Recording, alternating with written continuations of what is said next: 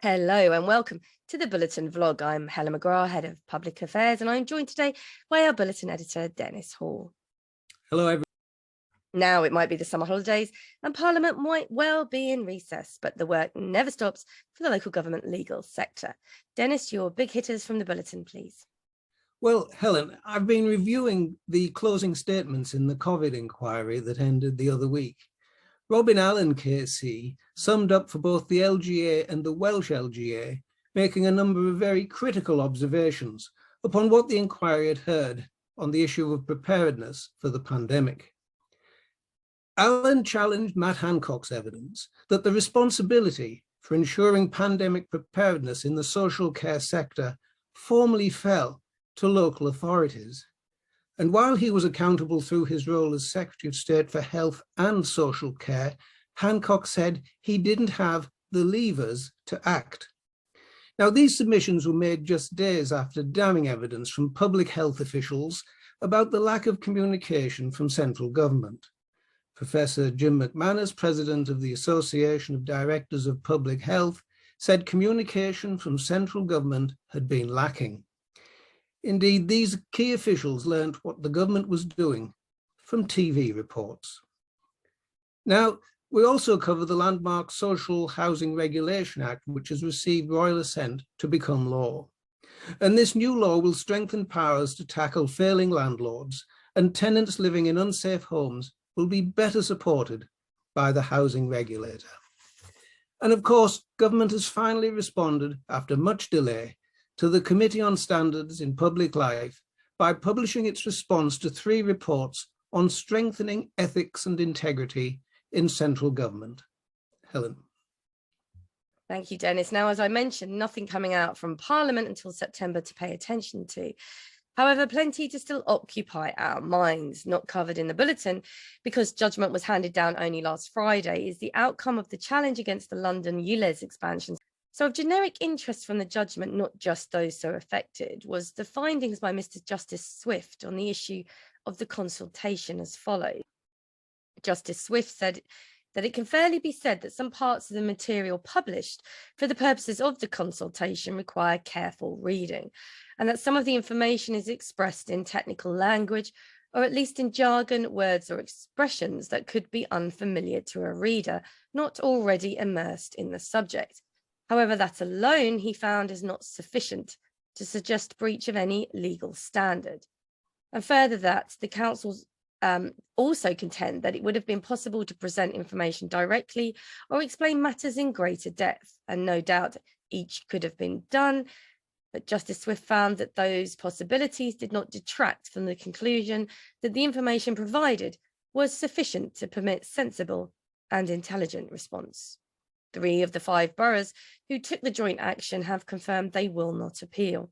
So it's unlikely, therefore, that further action will be taken. And now for a sneaky peek at what's coming up in Bulletin number 30, which will be on the 11th of August, after the first part of our summer break, Dennis. Well, Helen, just before I go to my sneaky peek, you rightly raised this important case on ULEZ, and I note that over 320 councils have already declared similar zones. So this is an issue of wider interest. So we will have the judgment and a number of commentaries on all of this in the Bulletin.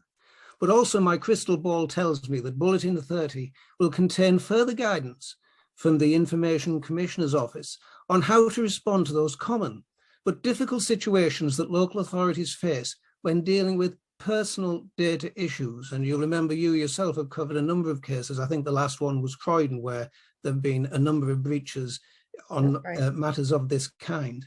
So let's look at what Bulletin 30 will have. Let's take a failure, for example, to redact personal data. What steps should you take if you fail to redact personal information where you ought to have done so? And what should you do next if you email a file to the wrong person? And if you fail to recognize a phishing attack, what must you then do? Case studies from the ICO provide answers to all these questions, and indeed far more questions, in Bulletin 30. A few months ago, I did an LLG blog on the state of the government's legislative progress in the parliamentary session that has just ended.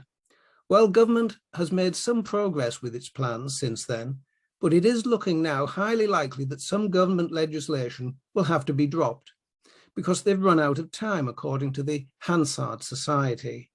And the most obvious sign of progress for the government since then is that of the bills it has introduced in the current session, more than half have now achieved royal assent.